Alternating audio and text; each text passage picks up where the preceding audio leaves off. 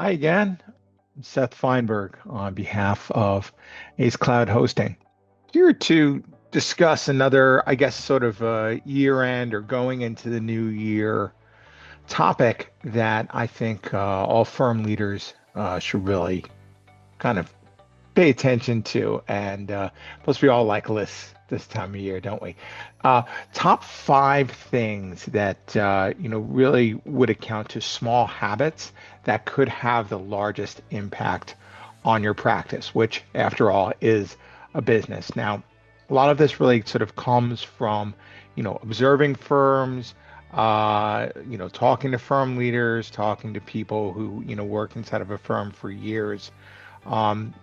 There's things that I think that could be done better and will improve not only your overall efficiency, but really just kind of make you a better leader and really see your firm move forward, which is everything that I'm about. First and foremost, embracing automation and I guess technology in general, but it's hard to talk about tech these days without it having a direct impact on the work that you do, inside of your firm, as well as with your own clients. What I'm talking about, these days, of course, is AI in its various forms, whether it's generative or, even agentive. Looking into AI, finding out what tasks can be automated. Also, the use of cloud tools, these days too. Anything available to you that really is going to save a bunch of time and for you and your staff. So really what you got to do is just kind of find the task or tasks and the things that take up the most of your time, whether it's responding to certain emails or requests, or just any particular process that you're finding is most time consuming. I will almost guarantee you that there is a tool available either in cloud or available via AI that will address that need.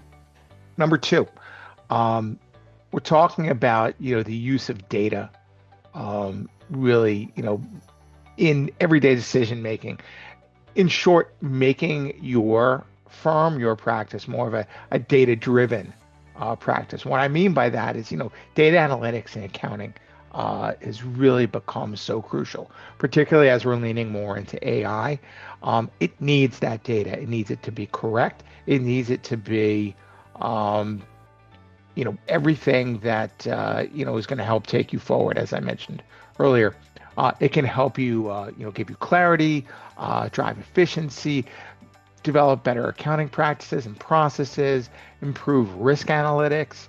The chances are you already have a fair amount of valuable data on, basically in the systems that you already use, perhaps just even on hand.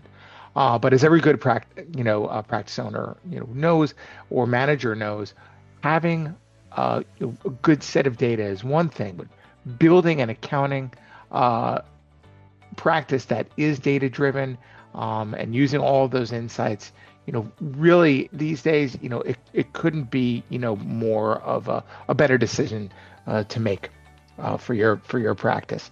So figuring out, not only where things are, but the accuracy and how to use them is going to be crucial for your own future.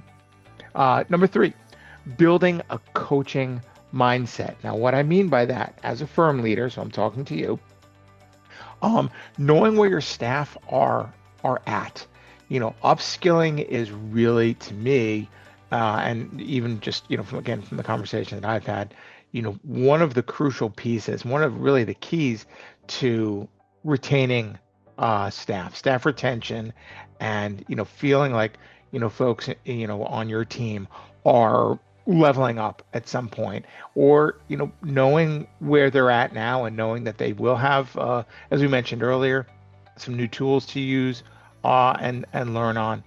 That couldn't be more essential. And of course, don't forget about yourself as well.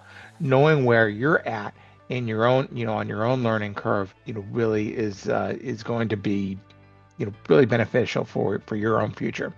Number four, prioritizing continuous learning. So building on what I mentioned before about having a coaching mindset, having your staff kind of look to you and and your own leaders in your own firm are going to be essential. But really prioritizing continuous learning for definitely for yourself, you know learning from your own community, um, reading blogs, listening to podcasts, finding out the latest, where the latest CPE can happen is basic.